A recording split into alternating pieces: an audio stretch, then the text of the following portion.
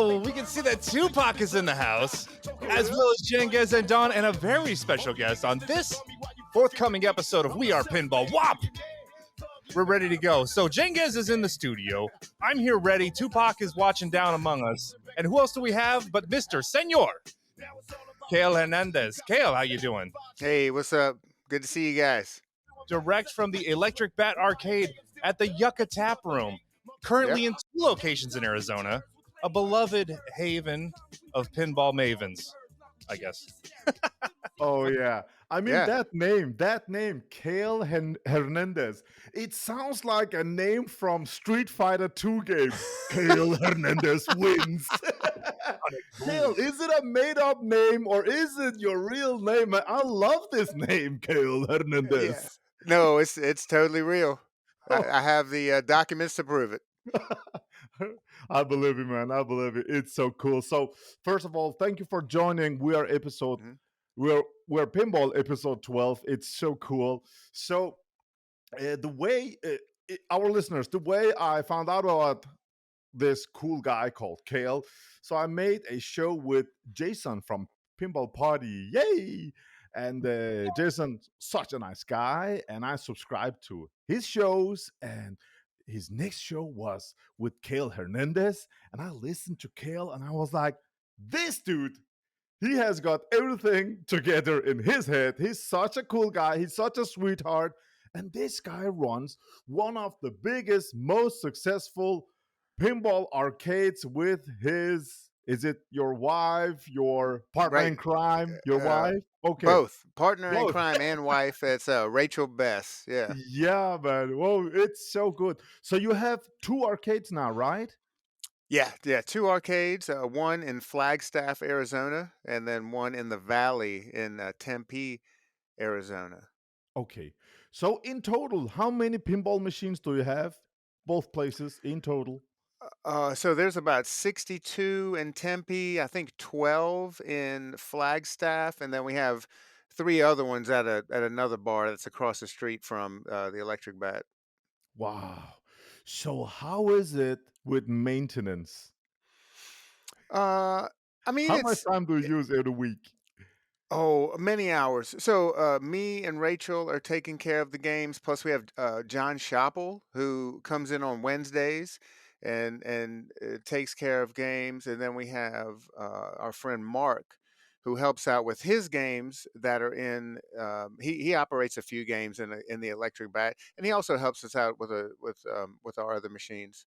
Yeah, so it's a full-time job, but we love it. So it's almost like not even working. And we just really enjoy. I mean, who doesn't want to hang out in an arcade and play with pinball machines all day? We're talking Don about- has been in there, he says. I've been to Man. both locations. I didn't know you were operating games across the street from the other location. Is that the one in at the Yucca Tap Room North in Flagstaff? No, this is in Tempe. So across the parking lot, our business partners purchased a bar that is just, I mean, we could throw a rock and hit it. And so it's perfect. So it kind of works out as storage for us because we're running out of room. We have so many machines.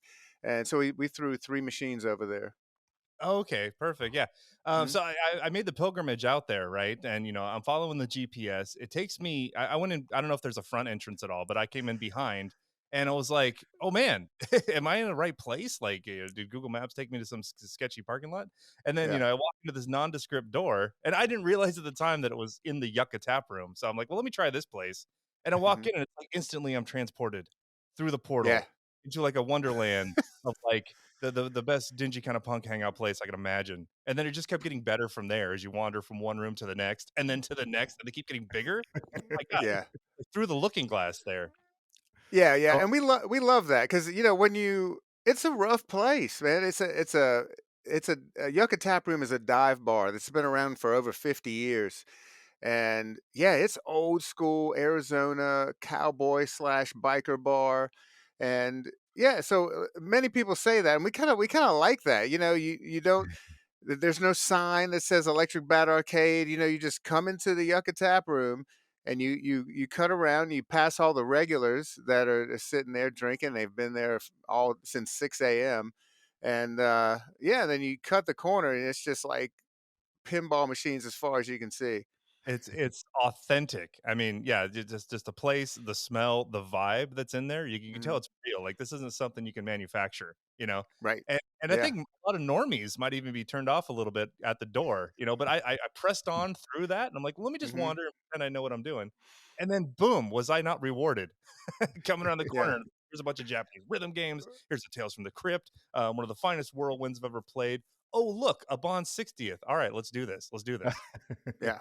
So cool. So when did you start this? How did you get the idea? How long have you been running this? So Rachel actually started it before we were married, about uh, a few months before we were married.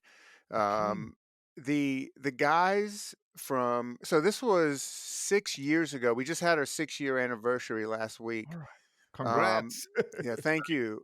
The guys that own Yucca Tap Room, they could they saw the writing on the wall. They were like, this is our arcades are going to be big again, and Mhm. be a great way to attract people. And so they reached out to Rachel. In this area in Arizona, Rachel's been well known for a while in the arcade industry because she was one of the founders of ZapCon, which is Arizona's biggest arcade and pinball convention. Okay. And so they went out there to meet her, uh, told her their idea. They wanted to create an arcade next to Yucca Tap Room or as part of Yucca Tap Room. And she was like, you know what? I don't know if I have enough time to do this. You know, at the time she was a full time oil painter. Okay. And if you want to check out her work, check out RachelBess.com, RachelBess.com. Uh, anyhow, she was like, but I will consult you guys. So she showed up at Yucca Tap Room in the office to have a meeting with them, and she is hyper organized. She was ready to go. She had all the data, and she was like, "This is what you need to do." Then all the bullet points, what you need to do to run a successful arcade. And she went over it with them, and they were like, "Yeah, that's a little more than we thought. What can we do to get you to do it?" And so yeah, so she like thought about it for a little bit, and she was like, "Okay, if you want me to do this, this is what I need." And they Yeah. gave her everything she needed. They gave her the space, the Wow. power, everything she needed to create the first electric bat, which was just a little tiny hallway where the office to Yucca Tap Room was. Okay. So she started having tournaments there. She outgrew that, so she had to bust down a wall and go into the next unit so they could have a little. So we had, and by this time I was there also living in Arizona, helping her and doing this. We got married and all that good stuff. But Kale, two Mhm. seconds. Yeah. Were you into pinball before that, or was it because of Rachel and her arcade that you jumped into this hobby? Well, I was into pinball because I was working at Marco's Specialties.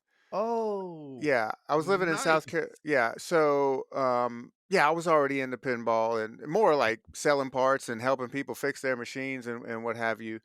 Oh, I wasn't as much of a tournament player as I am now. But yeah, so and that's how Rachel and I met. We both worked for Marco. She worked remotely from Arizona, and I was in the office in South Carolina.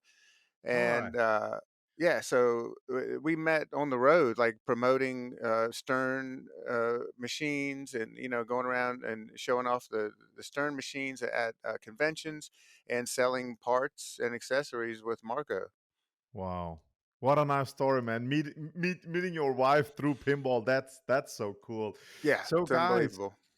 Yeah. guys, you need to listen to Kale and Rachel's Electric podcast show, because in there, um, they are talking about their locations, their earnings. Each show they're talking about their earnings. Top 5, top 10 earners. And here in Denmark, my brother and I, we run 7 locations. So every time I listen to these guys' show, I'm like, this is so cool. I have so many questions. I mean, my brother, I think his favorite podcast is Cale and Rachel's podcast, also talking about earnings. So we have some questions. I want to see, do we have some similarities here in Europe versus in US? Mhm. One of them is we just got a new game, X-Men. So cool, from Jack Danger. Mhm. So I want to ask, if you buy the pro version for just under 7K or the premium version just under 10K and put it at the same place Mhm. 3 months from now, will it be worth to pay $3,000 more? Will the premium or even the limited edition for 13,000, will Mhm. it give you the double amount of the pro earnings in the US? No, and No. and and Okay. and we've run we've had pros and premiums on the floor at the same time. We did that with, so done the tests. You Okay. you you you What do game not was it? you don't make any more money whether it's a pro, a premium, or an LE. So I'm not saying so just get the pro, because we operate premiums also, and the premiums have some cool features. Mhm. Just it depends on the game. For example, with Godzilla, we wanted the premium because we want people to experience that building falling, and the Mecha Godzilla, that little turntable turning and all that stuff. But I mean, we ended up with both of them. We still have a pro. We operate a pro in Flagstaff, and we operate a premium in Tempe. Okay. Okay. I can say here in Europe, it makes no sense. I mean, pro Hmm. is the way to go. For sure. Yeah.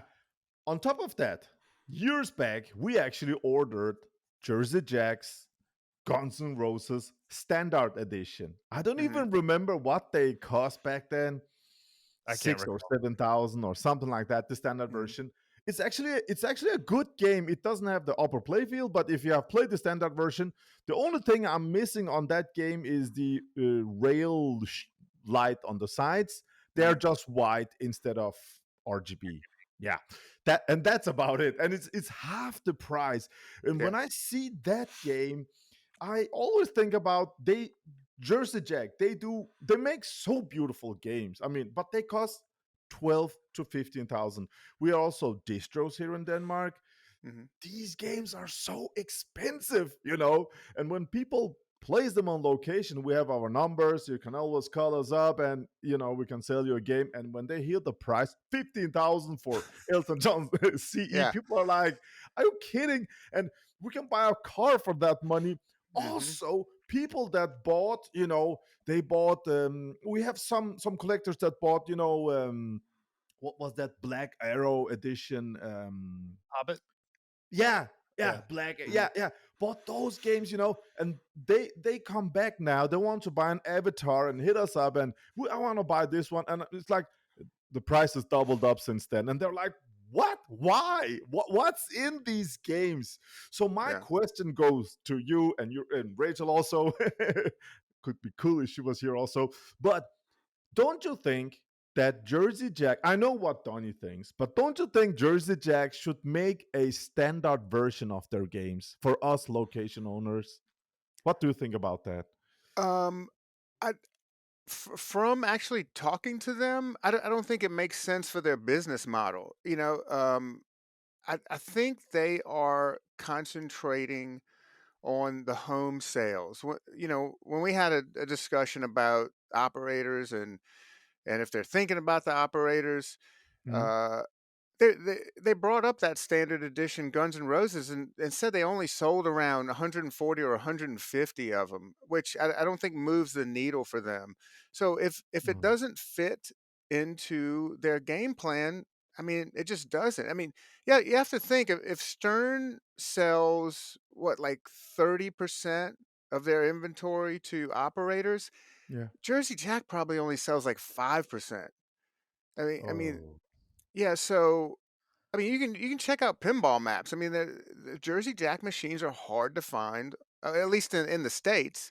They're hard to find on the streets. I just, I, I just it doesn't make sense for that. We don't have access to their books, but they do. And if it made sense for them, they would release a cheaper model. But it's Mm. it's not going to keep their lights on.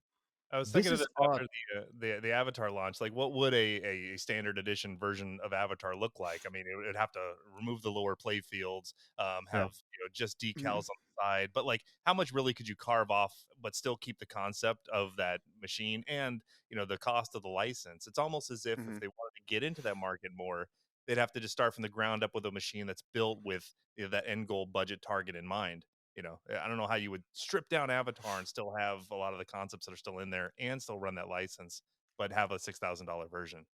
Right. And Uh, the most important thing they would need to do, which I don't think they would do that. They need a game with simpler rules. I see it yeah.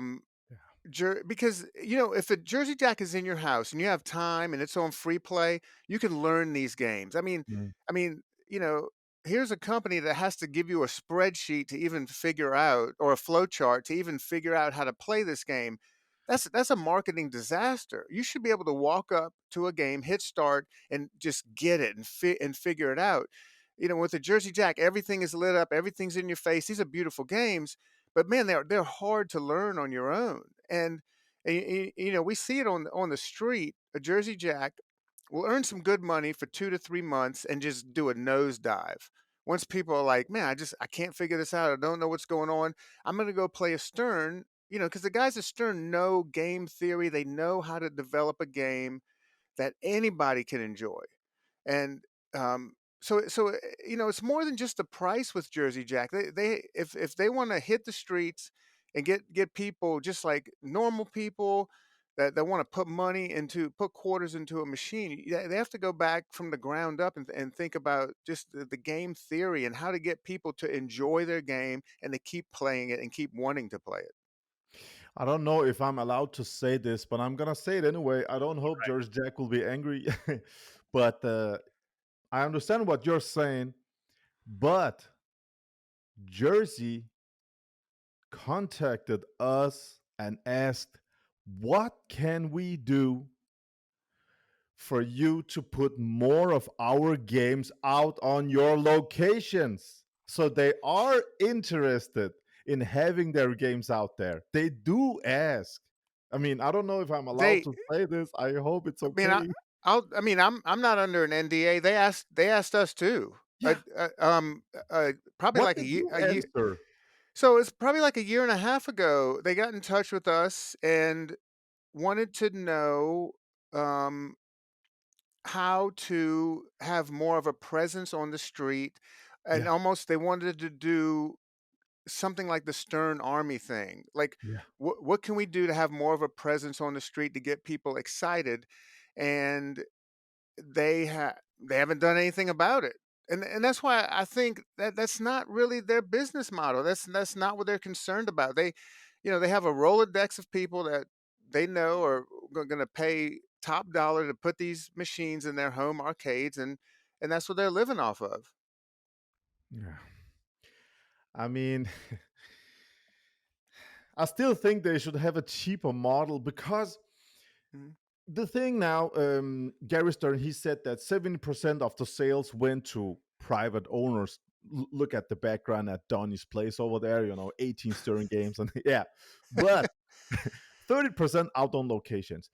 The thing is, when these beautiful games goes to collectors' homes in their collection, we don't spread the pinball love out to the mainstream. The Mhm. only way we can expand everything, have more pinball machines, more companies, more pinball love, Mhm. is by having more games out at Bad Arcade and all the different locations. If Stern or JJP is listening, why isn't there an operator friendly program where we can buy Stern Pros for 4,500? Mhm. For operators only.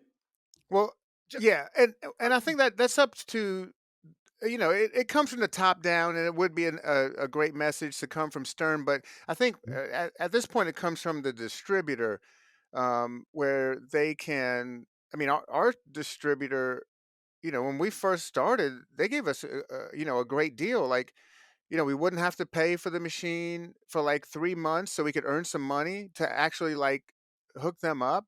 Wow. And now years later, we've gotten to the point where we just, we have the cash to pay for it just right off the rip. But Shout out. Who is your yeah, distro? Game Room Goodies. Game Game Room Room Goodies. Goodies. Yeah, That's the way to go. GameRoomGoodies.com in Arizona. The great Wow. team. It's like Wow. three generations of operators are running that thing, and this is their life. They love it. I mean, if there was something like that, so we could have more locations, Hmm. because one of our games, Jersey Jack games, is Toy Story. Toy Story is a great earner. People Hmm. doesn't care it's number 4. People doesn't know. Mainstream, they just walk by.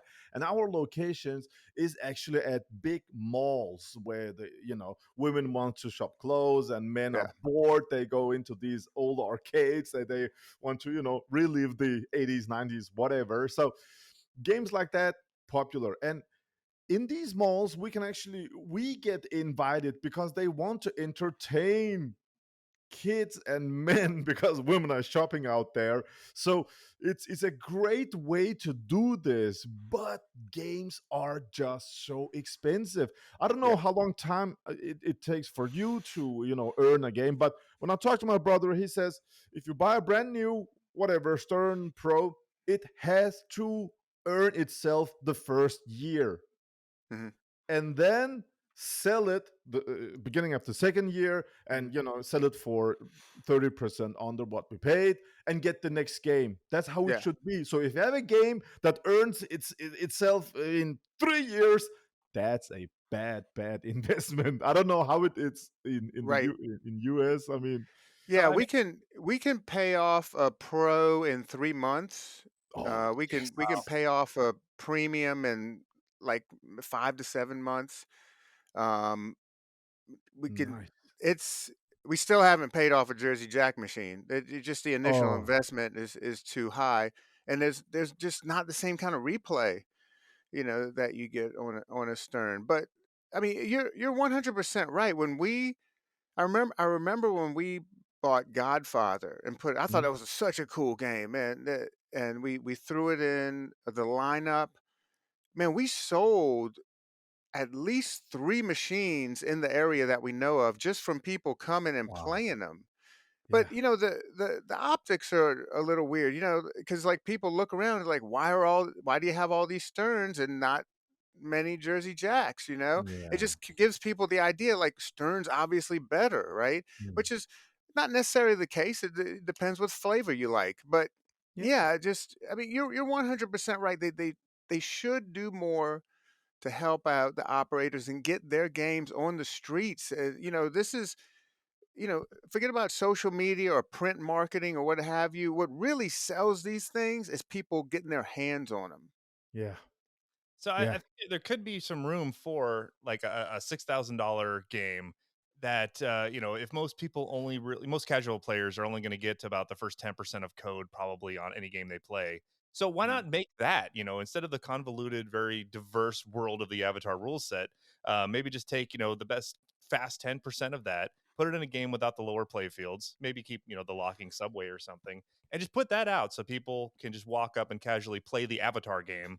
And then Mm. if they are interested, that's when they can dive a little deeper and see like, well, there's this even better version if you really want it for your house. And I think that would help even just from a marketing aspect, because I think operators could afford to put that out, for 4 to 6 months at least. Sure. Donnie, you're talking about the deep code. Cale, you're talking about the code of the JJP. You're talking about the light show.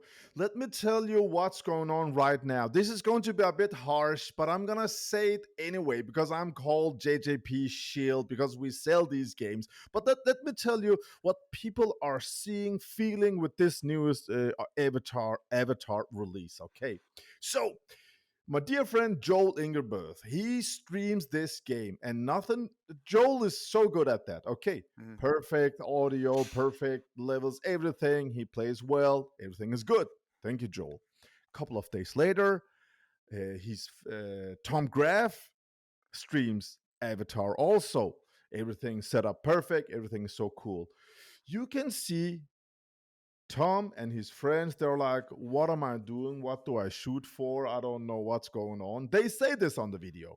Mhm. Joel and his brother, they play. I can see his brother, his name is Jared. Jared is like, yeah, I'm getting there. I'm learning.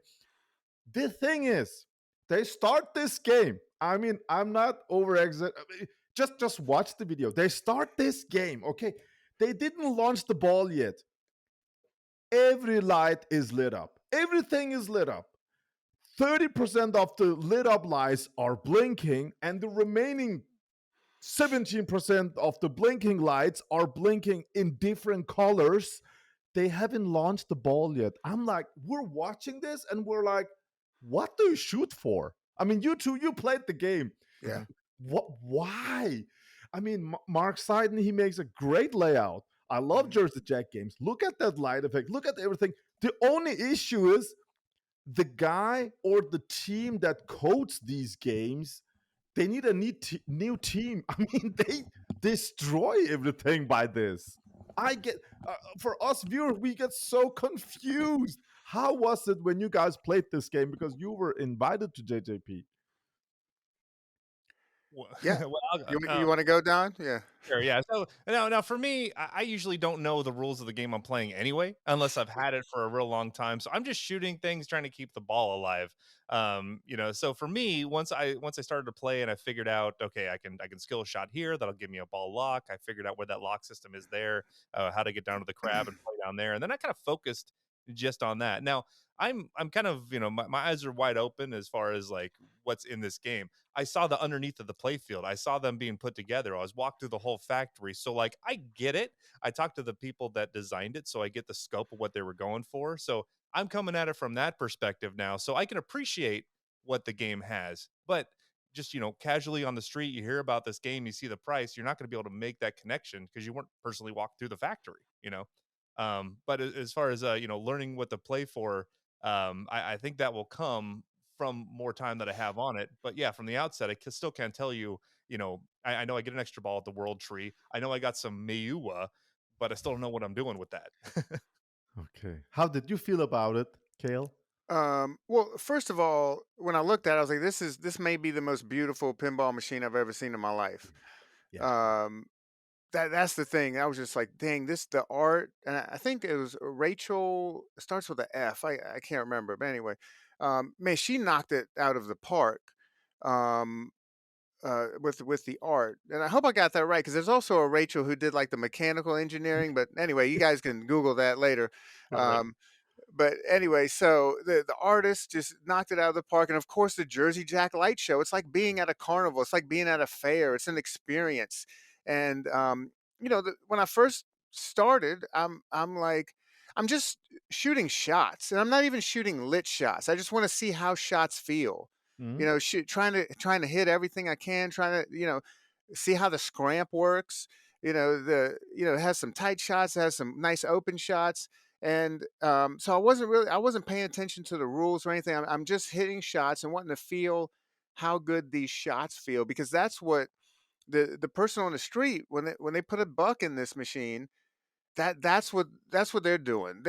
Most of them they don't know the rules, and not the serious players are going to read some stuff and watch some streams, but most people walking into the arcade are just going to drop money in and just and try to hit shots and try to keep their ball alive, and how those shots feel is what keeps people putting money in. It Yeah. creates a connection to this thing, and I will say, I think from me playing it and looking at this machine, I think this is the best machine Jersey Jack has ever made. I don't know about gameplay, I don't know about rule wise, I don't know about shot wise, but just the look and feel of it. When I say it's the best game they've made, I think this thing is going to make more money than any other Jersey Jack, and that's what I'm concerned about. Oh, that's nice to hear. But again, I am hearing people are so confused about the code and everything Mhm. is lit, but it is a Jersey thing. We know it. How about the multi-ball levels? Are they reduced now? Could you feel lesser multi-ball in Avatar? Absolutely. Mhm. Okay. Yeah. The You mean like the under the playfield stuff, or No, there are oh other you talking games. about They're very multi-ball like the crazy heavy. multi balls? Yeah, Yeah, the yeah. the, the, Guns the N' Roses. only yeah, the only time I got like absolutely insane amount of multi balls and sort of had that like Godfather feel, where like, oh, here comes another multi ball and another one, was when I scored that 3.7 billion, and Keith Johnson was even like, how did you do that? Be, he thinks I may have found some kind of exploit on accident. Oh, Yeah, because I hit one shot that was 1 billion points, and then man, I was playing with, I don't know how many balls I was playing with. It was absolutely insane. But oh. I think I it doesn't feel like there are as many multi balls as like some of the other games. I know people complain about that, but also, I mean, we only played it for a few hours, so Okay, yeah. okay. So this is a feeling question. My brother is a huge JJP fan. When we play competition, him and I, he's like, let's play Jersey Jack games. He wants to play Chocolate Factory. What's it called? Oh yeah, Wonka. Willy Wonka. Yeah, he wants us to play Willy Wonka and those games. And okay, we play 2 player. But when it's my turn to choose, I go and turn on, Iron Maiden. Mhm. Yeah. As soon as I change from Pirates to Iron Maiden, I feel this uplifting, lighter gameplay effect. I don't know. I can't explain it because my English is really bad. But how do you guys feel when you jump from a Jersey to a Stern? Can you, if you played, Avatar and visited Stern after and played X-Men, did you Mhm. feel this lighter effect? Do you know what I mean? Mhm. Yeah. Yeah. Yeah, Okay, for okay, sure. okay. Nice. Did you Yeah, get that feeling? yeah. Well, I mean, the first thing you feel, I mean, the only thing you interact with on a pinball machine is the flippers, Yeah. you know? And like, I said it in our last podcast, no company has the flipper feel that Stern has. Nobody's even close. And it's Yeah. every other manufacturer has a slight lag in, it's not the power of the flippers. You can make the shots just fine, you can make the ramps just fine. It's the latency, it's the lag, and you feel that your brain, even though it's like Yes. milliseconds, your brain can tell. You Yeah. can feel that. So that's the initial thing you're feeling when you move to a Stern machine. And secondly, it's just gaming. Like, those guys know how to make a game. And I'm not talking about just a pinball machine. They understand gaming. They play board Mm, games with each others. They play video games. They understand gaming and how yeah. to make people feel good and excited. Where I think Jersey Jack is just like, let's throw the whole kitchen sink at everybody, and they try to get a feel like that. It's like an action movie that's just all action all the time, and it doesn't give you a break for an hour and a half. And that's really that creates fatigue. Yeah. Exactly, that's the word. When you start multi-ball in Pirates, and while you're in multi-ball, you get the second, third, fourth multi-ball, and you Hmm. just start double flipping, and everything is lit. Fatigue, as you're saying. Yeah. Oh, I think I could. great. I think I could put that in terms of pizza. Okay, if we're going like Okay. Stern versus JJP. So let's say you're at the boardwalk and you walk by a New York pizza slice place and you grab a slice and it's amazing. It's familiar. You know what it is. You know how it works. You eat that and then go on with your day. It was a great time. I can't wait. I'd probably stop by here every afternoon, right? Versus going out to, a Chicago pizza place where it's like an event. We're going to sit down. This meal is going to be heavy, but it's going to be amazing. It's going to have everything that we want. I was just at Hmm. Pequod's in Chicago, and it's like, the cheese was caramelized, the crust was 2 inches thick. The toppings were where they needed to be. It was a great atmosphere, but I can't stop there after work every day. There's just no way I could do that over and over again. Hmm. Yeah. But the experience, if I was away one versus the other, there was a lot more packed into that experience I had in Chicago versus the boardwalk. But like the boardwalk, something I could do more often. I kind of see these Stern games as like that. I could sit Yeah. there on Iron Maiden and play 5 games in a row, rapid fire, like let's go and try to get better each time. Whereas like with Avatar, it's like let's hit start. All right, let's settle in. Let's start making these shots. We'll build towards some jackpots. Here comes the eclipse. It's like this whole thing that's going on. It's like, go into like your favorite, kind of quicker service family restaurant versus I'm going Mm. to Rainforest Cafe. It's going to cost more, but a thunderstorm's going to come every 20 minutes. And there's an Yeah. animatronic gorilla right next to me. Yeah. Yeah. Not saying that one is better necessarily than the other, although there is more experience packed into one versus another. But they both Mhm. have their place, and I'm glad they're both Yeah. there. Yeah, well Yeah. said. Yeah, absolutely. So we know that Donnie he ordered the collector's edition. We are getting the collector's edition, and I Mhm. can't wait unboxing that Avatar collector's edition. It's just I can feel it.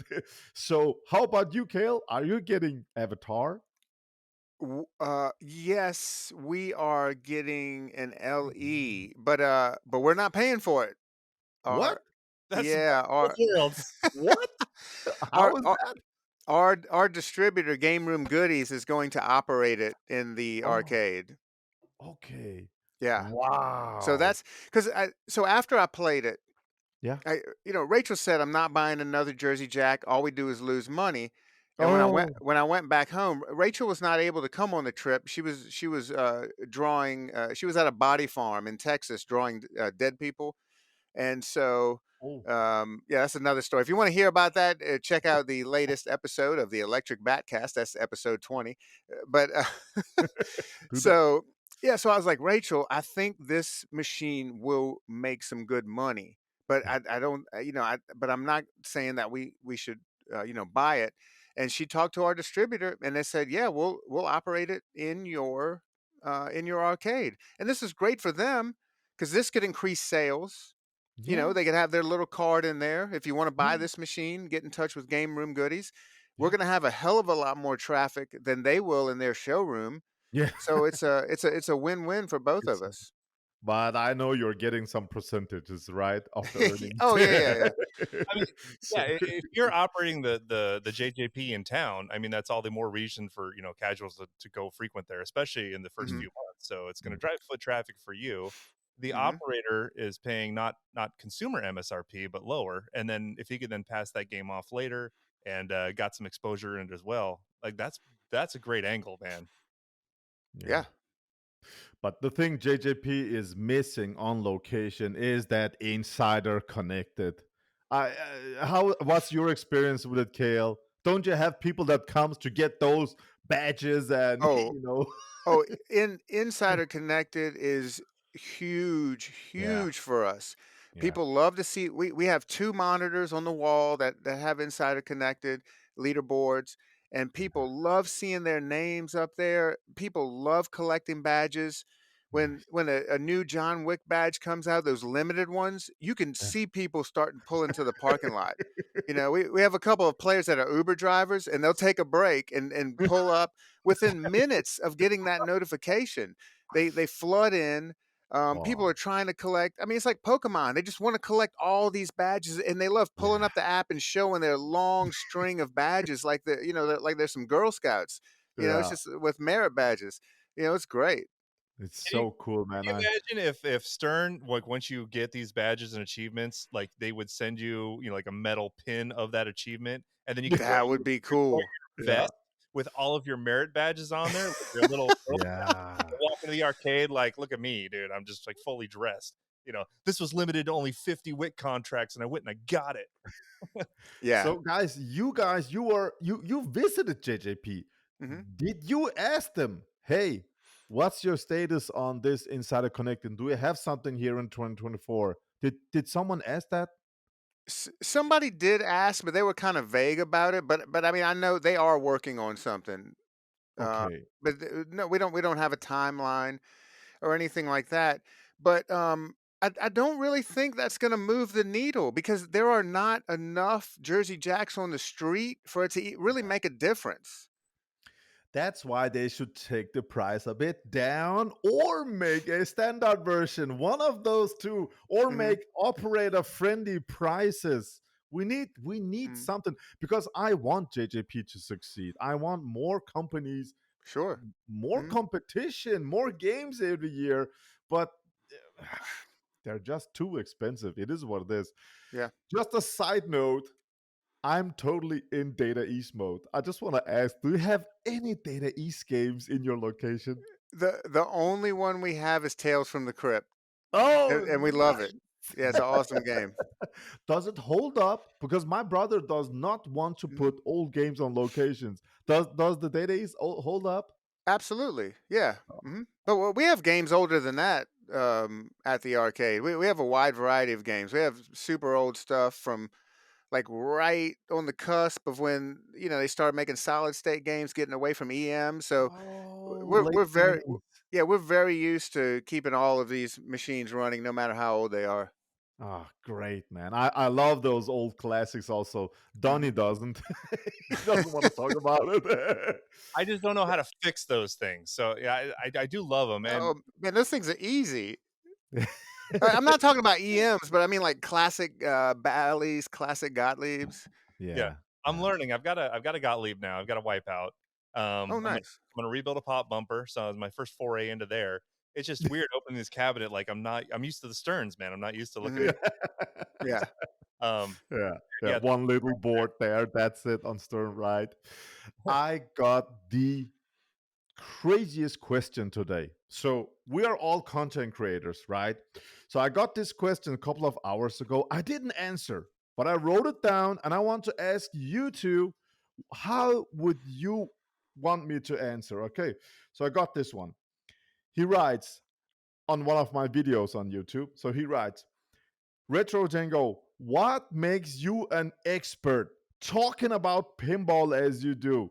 Do you have at least 3 to 5 pinball machines at home in your collection?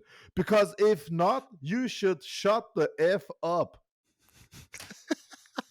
is the question would make you should shut up because Yeah. So what, so guys, what do you think? Because we have so many content creators. Should a content creator have minimum 3 to 5 pinball machines in his or her home collection before talking about pinball? Does yeah, that make you No, an expert? no, 100% no. And I wouldn't even worry about, responding to a troll like that. You know, you can have zero pinball machines and be an expert. You can just like going to arcades and playing machines and talk about your experience with that. You do not have to. This guy's just trying to be some kind of gatekeeper. You do not have to own pinball machines to talk about them. yeah. I I was about to write. Have you watched my videos? I unbox everything. We Yeah. have hundreds and hundreds of pinball Mhm. machines. What are you doing? But I mean, this was nothing to do with if we have some guys in the community that doesn't have no pinball machines. But I was like, do you need to have 5 games or just shut the f up? I mean, it was just such a yeah. What makes you an expert? I never said I was an expert. This is just Right. my opinion. I mean, Right. as Cale is saying, some people go. I mean, we have one guy. He comes and plays a lot, and we have asked him, "Do you wanna buy a game?" No. He says Mhm. he's very unlucky. If he buys anything, it will break down.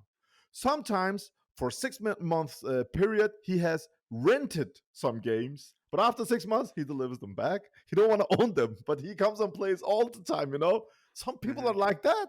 And as Donnie said, I don't know how to repair these. I don't know how to fix these. We have a lot of help today online, right? But some people they just enjoy it at Kale's Arcade. Why not? I, But I Right. spend I spend most of my time in this hobby as a pinball non-owner, and I was having a ton of fun. I mean, my home location was the Scandia Family Fun Center in Rohnert Park, California, and that's where I would go. And they had those wall of Bally machines, and Fishtails are right next to Adam's Family's right next to Indiana Jones and Terminator, and it was like, let's go down the line, and that doesn't make my opinion any less valid than anybody else's. Big yeah. content, you just need a microphone, which that's about the lowest entry there is. That's it. I Yeah. mean, also, I used to have, top 20 Bella Williams games and all the new games. But right now, I don't know what happened. I'm in data east mode. It's just Mhm. such a dumb thing because I have been in this for 20 years. Data east was like, nobody want to buy them. Nobody wants to have them on location or Mhm. have them in their home. So I never looked at those games. But now these games are so awesome. I mean, Yeah. they're John Bork designs, Lyman sheet codes. Mhm. it's craziness. When Don was at JJP, he contacted me and he's like, the backside of Avatar is like Tales from the Crypt, filled with ramps and shots. I was like, wow, man, so cool. So we're all different. Yeah. Yeah, like different games. Cale, what are your what do you have some era of I mean something like System 11? Do you have some eras or Stern Pro something? What do you prefer right now? What are you into right now? Man, of course, just Stern machines. Either that, or I've been playing Joker Poker a lot. Old Oh, Gottlieb game. yeah, yeah, Yeah, it's such a cool game with a yeah, really easy to understand rule set. On yeah, your first ball, you knock down the 10, then you move to the jacks, and then to the queens, the kings, the aces, and it's just so much fun. People love pumping quarters into that thing. yeah. So I love that. I love classic Gottliebs. And classic Bally's, of course. I have a Oh, nitro ground shaker that was yes. me and Rachel's COVID project. We did a play field swap, brand new back glass, brand Oh, new plastics. Really shopped it out, and this thing is beautiful. And I just love those, especially for tournament play. Those games yeah, are amazing. yeah. When I mean, when my brother and I, when we unboxed a new game, what did we get? What was the newest unbox? That was Looney Tunes. We played a bit of Oh Looney yeah. Tunes, Mhm. and then after a couple of games, we just jumped over to other games, and we always end up at those Bella games from 1980 to Mhm. 1982. I mean, they are so cool. Yeah, They're they're so so fun much to fun. play. They're Yeah. so simple and so approachable. Yeah. Yeah, and fast ball times. So you Hmm. don't sit there and wait, right? I mean, if you turn on Exactly. Godzilla, we're like, oh my God, 45 minutes, you know? Yeah. But also Paragon. That's a fast playing game Oh, love also. that. What Yeah. what about hot dogging? That's one of my favorite ones. It's also a wide body, super wide Yes, body. super wide. Yep. Last time Such I an played that amazing game, man. How about Skateball with all them drop down targets? I love that game. Oh, absolutely. I wish we had one. We don't have one, but I love that game. I love it, man. Viking, have you played that? Oh, I want a Oh, Viking so bad. Yeah. come on. Yeah, But my Rachel's favorite, been wanting one. Yeah. it's a great game. If you Hmm. visit Denmark, hit us up, man. We have Okay. all of them. Yeah. But the greatest one, this is not a popular one, but the greatest of that era is Embryon. Oh, Come yeah. on. Yeah. That's a nice game. I love Embryon. Hmm. Such a cool game. And I have got one of the coolest Stern Electronics free fall, like new. If you have that game in We location or we do have a free fall. Yeah, we found a funny story about that. A a lady called Rachel, and she said that she had some machines. Her husband passed away, and she wants to. She's moving, so she had to sell his pinball machines. okay. So we go out into the middle of the desert, the middle of nowhere, and we're surrounded by javelina. That's these little desert pigs, you know. And so we're like trying to get them away from us. And we get into this lady's house, and holy crap, she has the most beautiful Andromeda and free fall. Wow. And we move those things out of there. That free fall, man, that is a rare game, especially to see it on location. We have one Yeah. at the Electric Bat. That is a cool game, a great Harry Williams designed game. Yes. Yep. Yes. Yeah. Well, you know your stuff, man. I'm loving this. I mean, I was like, Cale Hernandez, great name from Street Fighter. He's a sweet guy, but now he has got everything. I mean, you know the story, you know Yeah, everything. yeah, yeah. I'm So cool. something else, huh? Yeah, yeah. Gotta get you to Only unlock your positively character. surprised. I didn't know this game. I didn't know anything about Free Fall, and Mhm. I fell in love in a game called Quicksilver. If you know Oh that yeah. one, yeah. Mhm. So I find this Quicksilver in Germany, and he says, "Yeah, you can buy it, but for the same price, you need to buy my Free Fall also." And I was like, "What's that?" And he's Mm. like, "It's a good game also." And I was like, "Okay, ship them both to me." And I had and I had my Quicksilver for about 6 to 8 months. Yeah. Played it almost every day, both games, and Mhm. I ended up selling Quicksilver. I put it up on Pinside, and Mm. I got contacted by a US guy, and he was like, "Do you want to ship this game to America? I've been looking for it for 6 years." And I said, "Sure, buddy." Packed it in a JJP box on the pallet, and they know how to pack their games. Yeah. Shipped it to the US by plane, and he got the game, and he hit me up, and he's like, "Genghis, if you ever come to the United States, welcome, buddy. You can sleep at my house. You're welcome. Come on, check out my collection. And Don has said that. And people from the US, I don't know why you guys are like that. You're like, when you come to you can stay at my place. We're gonna eat a pinball, stay here for a week. And Yeah. you guys are so open, warm-hearted people, and I love that about the US. So yeah, Thank you. when I'm over there, I'm gonna visit 2,000 people. It's gonna be great. For sure. Yeah, But you ended up keeping the free fall. yes, I still have the free fall. That's a great game. I mean, think of it. The sounds on that game. Yeah. The multi-ball. yeah, the multi-ball. wire. It had like back then. You have a really cool mechanism that locks the balls. I mean, that is a It had winner. that wire form, Cale, from Yeah. 1981 or something. Yeah, Yeah. yeah. And the speech is Oh, awesome. so I good. love it. So I go in a bit deeper, and I found out Quicksilver is so popular because it's a rare game. They're made 1,200. Mhm. And I'm like, okay, it's very rare, very popular, very expensive, 1,200 made. Do you know how many free fall is made? I have no idea, and I can't wait for you to tell me. 1,300. Wow. 100 more only. Yeah. I mean, it's a rare game also, man. Oh Yeah. my God. It's amazing. I have played this. Okay, I know what you're talking about now. Sorry, I had to go look it up real quick. Don has to try so many great games. I mean, usually when people get this pinball bug, I don't know what I should call it, but get that pinball happy feeling, they tend to go into Stern games. New, fast, fun, they're awesome.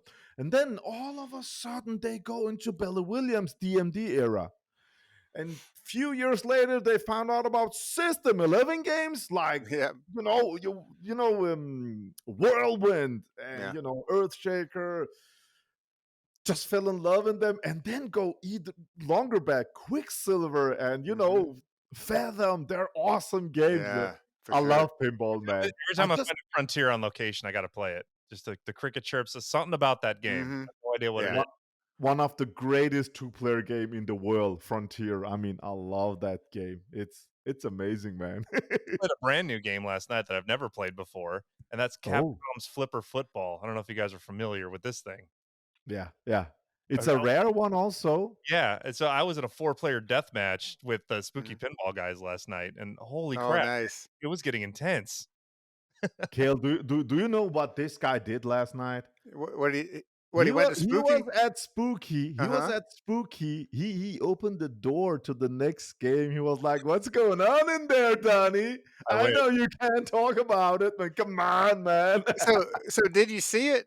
No, I was like, guys, throw me under NDA. Let's go. And they're like, we're not ready. But no, their brand new factory building just opened, so they took me on a tour through there. I got to film it. And like their manufacturing process is like seems so much better now. Because so they don't go up and down from stairs. No, like the guys were getting playfield anymore because they would take the playfield from downstairs, take it upstairs to get populated, take it over to get wired, take it back downstairs, throw it in a cabinet in the next room, and it was like every step they've carved like 15 minutes off of every single step of production now because it's all on one line all around the factory. So it's like good deal, good for them. Oh man, it looks so much better. How many people is working at their factory now? The bigger place. There were about. George Gomez said like 500 at Stern, but how about at Spooky? Because Spooky, they're pumping up games. Yeah, right. It looks like they're getting 4 to 5 games each day at the end of the line there, and I saw about 20 people working. But I mean, their new layout and system saves so much efficiency. They could it's almost like they're operating with twice the staff they had before. But yeah, they were cranking through games, multi levels of quality checks. Tori is just like looking over that whole department and like touches every game. Bug touches every game. They got one other guy that touches everyone too, just as like a couple of final checks. Because what they don't want is somebody to open a game and have a screw loose or a connection that's not working.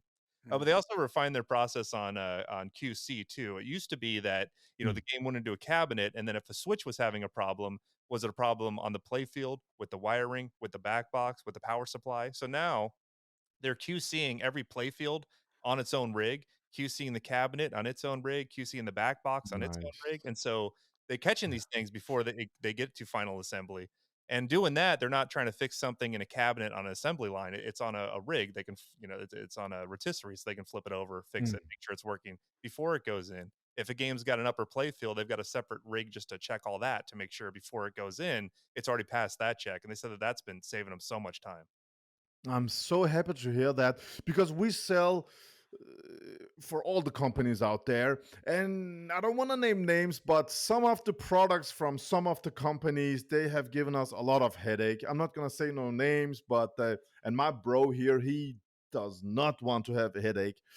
So we just became distros for Spooky also, and we ordered the first Spooky game here in Denmark, and we are playtesting it before we want to, release and sell it to the people.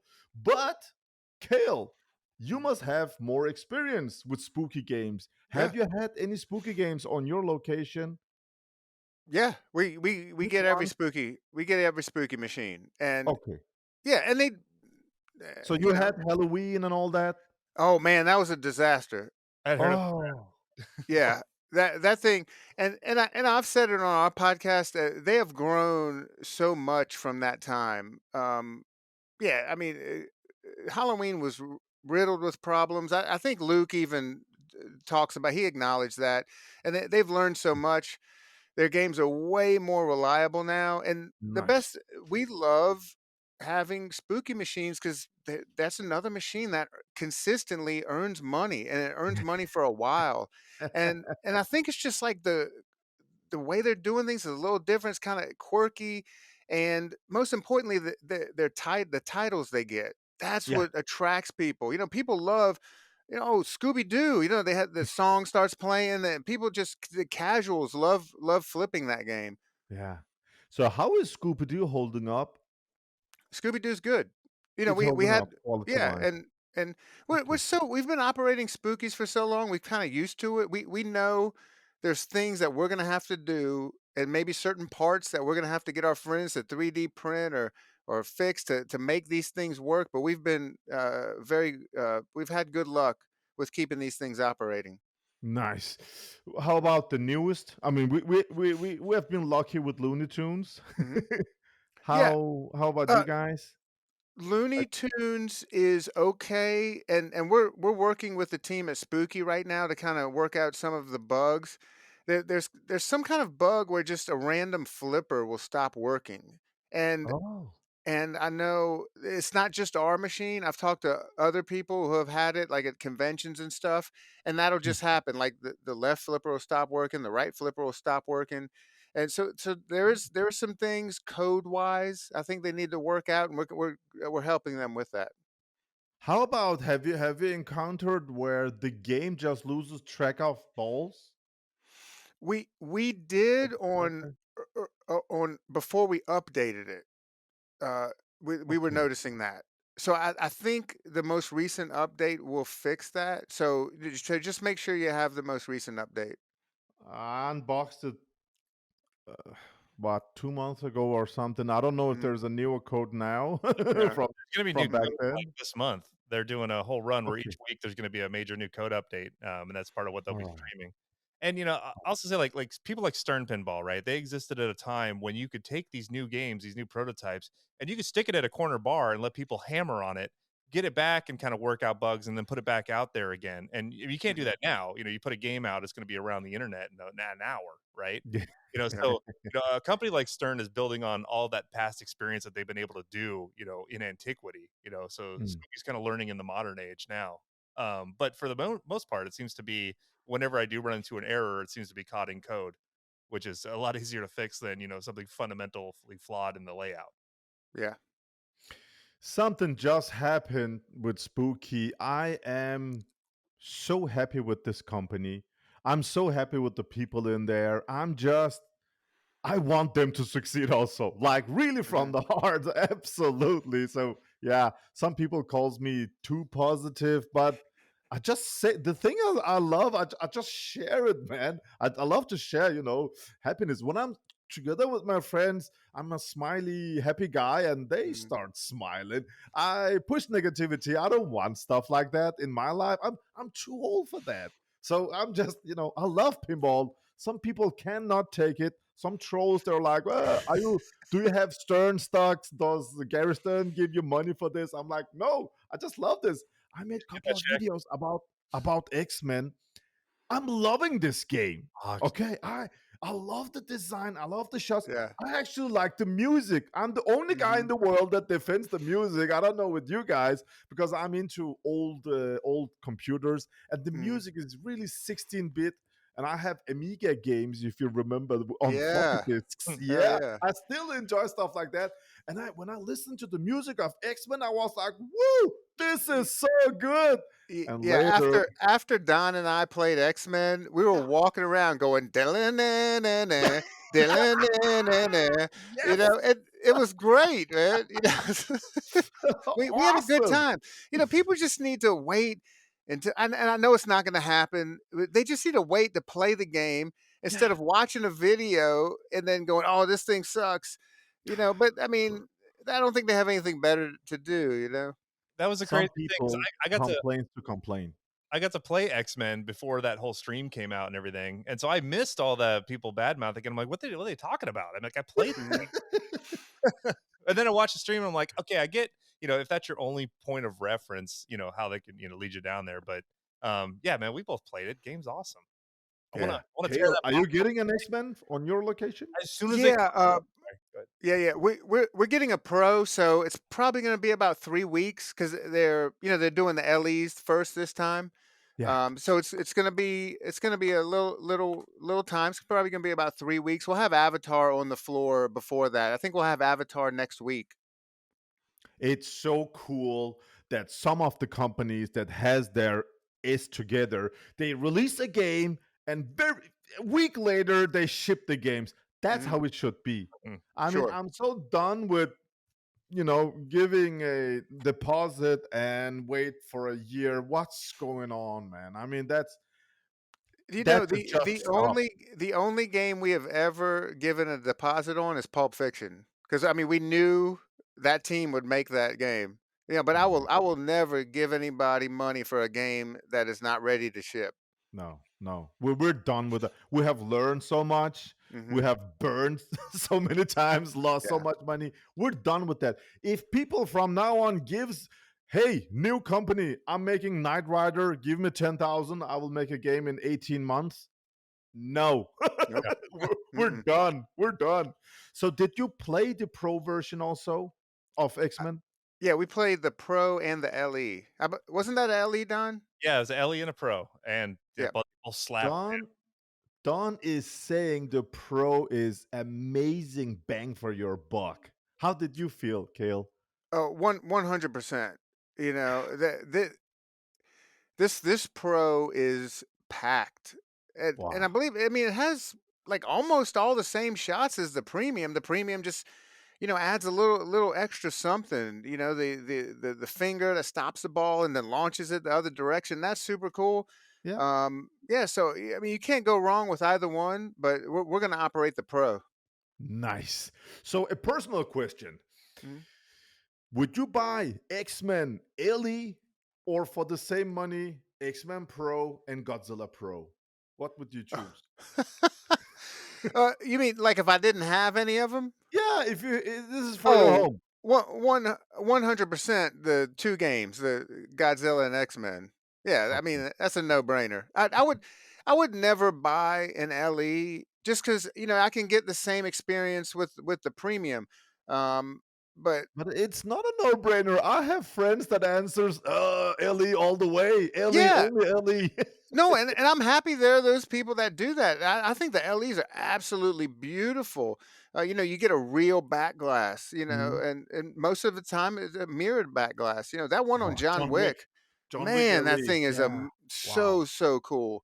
Yeah. And I have friends that have to have the LE. That's great. Just for me, and I'm making money with these. It makes more sense just to get the Premium.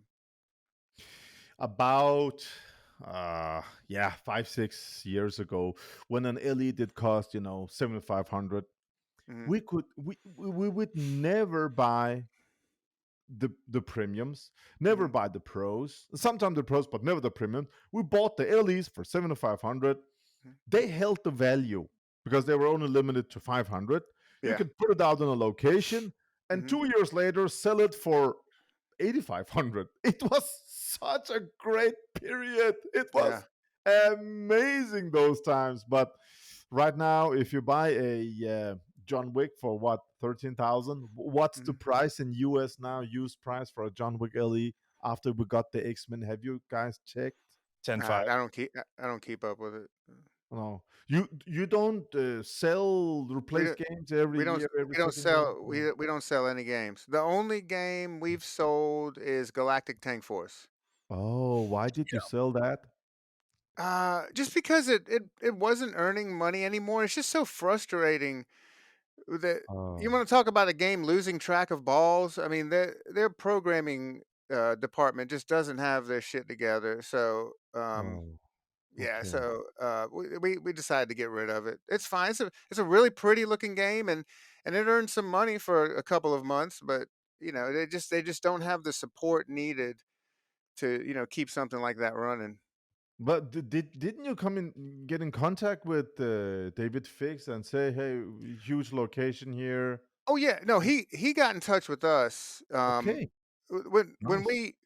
we originally the first Galactic Tank Force we had was just a major lemon. It had huge problems, even more problems than other people are having with theirs. And you can read the Oh, message boards about them. But when we got in touch with American about it, they were like, "Well, there's nothing we can do for you." And so that's when we went, okay, well, we'll just talk about it on the podcast. And as soon as as soon as we started talking about it on the podcast, immediately Dave Fix gets in touch with us. Oh, let me fix your problem. You whoa. know, so yeah. So if you're going to be operating, I guess it just tells you to go ahead and start a podcast so you have a big enough megaphone to get these problems fixed. Wow. But All so right. and he did something. I don't think any other manufacturer would do this. Other manufacturers will send you a populated play field or something, a Mhm. CPU. He Yeah. sent us a whole nother game. Wow, Wow. respect. That's Yeah, nice. yeah. So they opened up a game and they made Steve Bowden play it all day long to make sure there was Wow. no issues, and then they shipped it to us. Well and done. and it was a much better game. And then we shipped their game back. It was a painless process, and kudos to them Okay. for fixing the problem. Yeah, so here we Okay. are. Okay. But we ended up selling it just because we needed some room, and if one game was going to get chopped, that was the game. Fair enough. So, my last question. I listened to an awesome show. Shout out again. So, you guys got invited to JJP, and our listeners know now this guy, Cale. He knows what he's talking about. He operates one of the greatest, arcades in the world today. Mm, So, I heard about you asking the man at Jersey Jack, the owner, Jack Conari. mm. No, I want you to tell the story. What did you ask him in that room? What happened? Well, so during the tour, a couple of, I think it was Eric and Tom, did mention how much they thought about operators. I went into this thinking they didn't think about operators at all. I was almost like, why am I even here? But I do promote their products whenever we have something in the arcade. I pump it up, and I think they make a good product. And I want people to get into it and play it. So when we went back into the conference room, it was toward the tail end of their talk, and I was, I mentioned you guys say you think about operators as far as when you're doing manufacturing, leaving operators enough room to work on these mechs and having stuff spaced out properly so you can work on them in a dark bar. Yeah. And so I just said, uh, it sounds like you guys are thinking about operators at some level, but I can tell you, I operate, my wife and I operate one of the most popular arcades in the nation. We Yeah. house the largest single location pinball league in the entire world, and I lose money on Jersey Jacks. I lose money if I purchase one of your machines and try to operate them. And they went into Well, but we offer a topper. We offer side, it's thrown in. Offer which that doesn't make me any more money. That's fine that they do that. That's cool. A topper doesn't, and the side art and the art blazes that doesn't push the needle. Hmm. Um, and then he did mention that they kind of tried this with Guns N' Roses with the standard edition, but didn't. Uh, they only sold around like 140 to 150 of those, so that didn't work for them. But then Jack, the face of the company, right? Yeah. He chimes in remotely and it says, if you need some help operating the machines, here's my personal number, 1-800 Jersey Jack, and I will help you out. And the way he worded it, it was kind of it was somewhat rude, and it wasn't just me that thought. There were many people in the room Mm, and on the media side that were like, that was kind of weird. That was a strange flex, you mm, know. I tell you an interesting thing. Since then, a distributor who knows Jack, he listened to our podcast and he got in touch with him and he was like, well, why would you say that to Cale? And mm. he didn't say, "Hey, Cale," but I was the only operator in the room, right? Everybody knew who he was talking to. Um, so anyhow, he told the distributor that he was genuine, he really meant it, and he wanted to teach me how to make my games easier to play so they would make more money. This is even more mind blowing. So now he thinks he knows my audience better than I do. I mean, it just shows he's so incredibly out of touch that I hope he's not making a whole lot of decisions for this company, because I mean that was Mm. just mind, like the whole comment and him thinking that he knows my audience, he knows my players, and knows what they want. Nobody's going to know my customers better than me. Of course. So I wrote to you. I'm really happy. I'm really sorry about this happened to you. Nah, If you that's no remember, I big deal. wrote. I'm sorry for that. Um, I was like, does Jack know who you are and what you do, about your location, about how many game? Does he know you? I mean, because this is inappropriate to invite a guest over and in front of so many people talking like this. Mhm. Does he have any idea who you are? Do you know that? I've never met him before, but man, if you are flying people out Yeah, to have a meeting with them, it is yeah, your job to do a little research or have your assistant do some research, however they do it over there. He should know who he's speaking to. I mean, that's another huge misstep. yeah. Wow.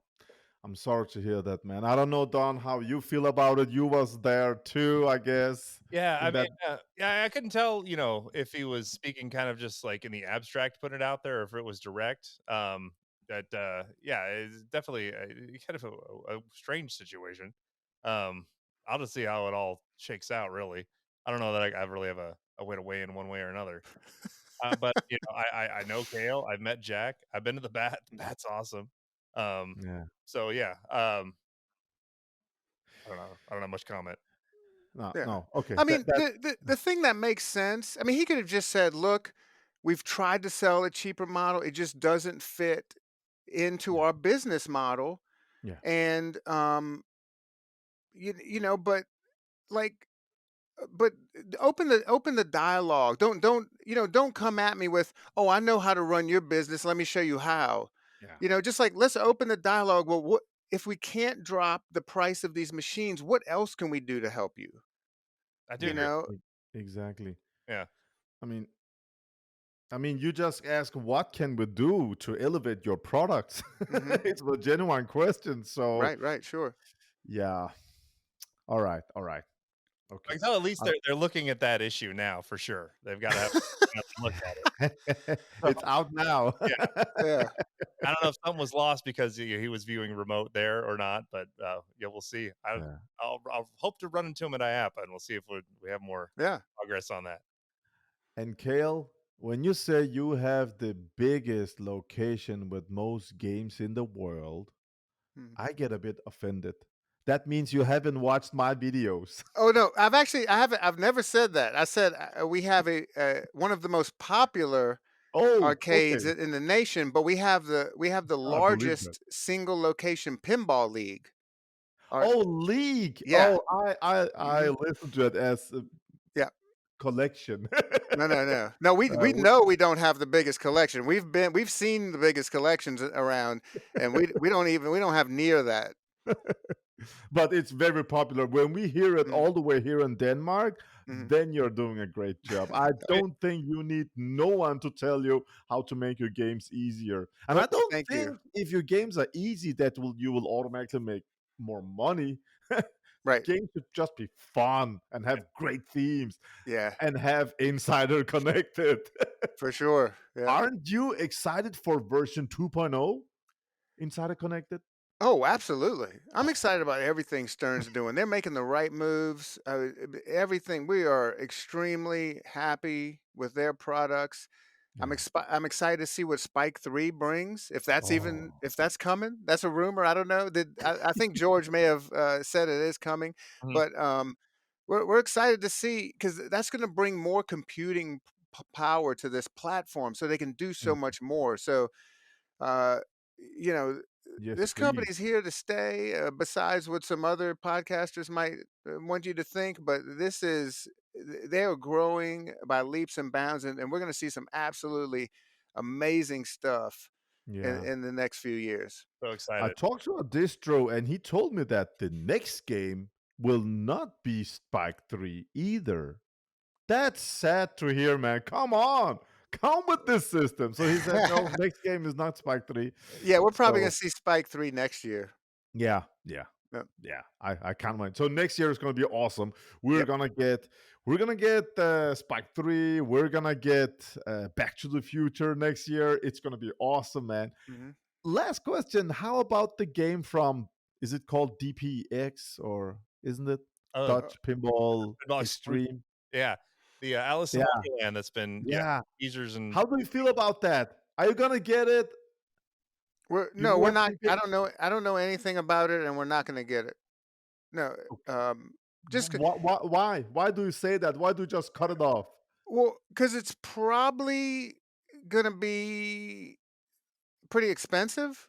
Have they Yeah, released a price? I don't know, but I think it's gonna be these are under 15, yeah, it's right? probably gonna be expensive, and we don't we have to think about it's just me, Rachel, and one other tech taking care of all of these machines, and Oh, we want to just stay with certain systems.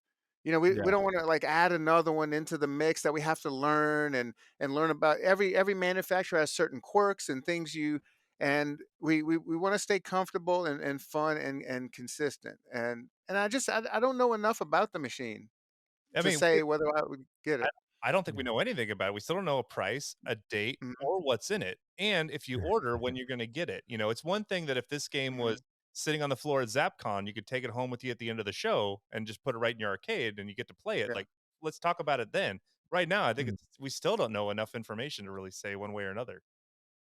okay. How about the Ninja game? Is that out yet? Are they shipping No, games? they're Ninja building them. Eclipse? They're That that building them? Yeah, that game's actually cool, but I'm not gonna purchase it. But I've shot it. It's fun. I like the company that makes it. Those are some solid people. The game looks cool. The artists they got to develop all that. Um, Mhm. but same kind of thing. Well, when I played it, Rachel and I played it when it was like the shallow cabinet. It was Yeah. kind of weird. Oh, You yeah. had to lift. I think they went to a more traditional cabinet now, which was much better for an operator. But it's just the same thing as a DPX game. I don't want to add another system into the mix. Yeah. But that game looks cool. Yeah. And Don, he's thinking same system and so on. Years back, if we had a Fathom and it had some board issues, it was such a headache. But now we can just buy these all tech boards. You have them Mm, also, I think. yeah. So you can just go in and say, put it to Embryon, put it to Fathom, and put it in. Us operators will love stuff like that. I asked my Mm, bro, should we have a Sega game? And he's like, I like Sega games, but we don't have no spare board, something we can change between to repair. And it's like, no, we bought Haunted House, Gottlieb. Is it System 80? Haunted House? I think so. Yeah, we bought that, and Black Hole, I think, the one with the Yeah. turning on the Man, back that's a glass. heavy machine. Yeah, they had so many issues, so we ended up replacing all the boards in the back box, and they still had issues, and he just said, no, we don't want no Gottlieb, got rid of them. And so I know exactly what Cale means with system, where you can interchange between boards and all that stuff. It's so important, man. You can have a game down for 3 weeks waiting for a board, you know. Oh, right. That's the worst. Yeah. Do we have issues with note boards from Stern?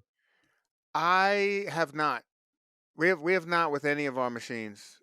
Wow, that's nice to hear. We had some kind of like on like one time on Guardians, we had some kind of node board weird issue, but all I did was like swapped one node board with another one, set the pins properly, and everything worked fine. We haven't had any issues. That's great to hear.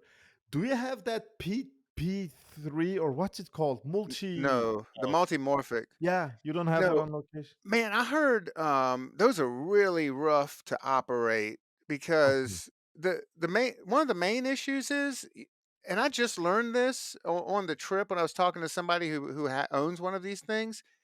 There were like maybe 20, 30, 40 balls in that thing. That's a lot.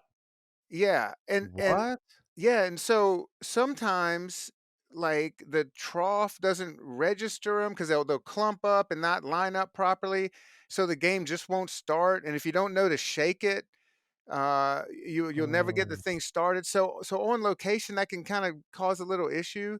But they're very cool. I love Jerry. I used to hang out with him on the on the circuit, on the convention circuit, and those games are fun to play. I just wouldn't operate one.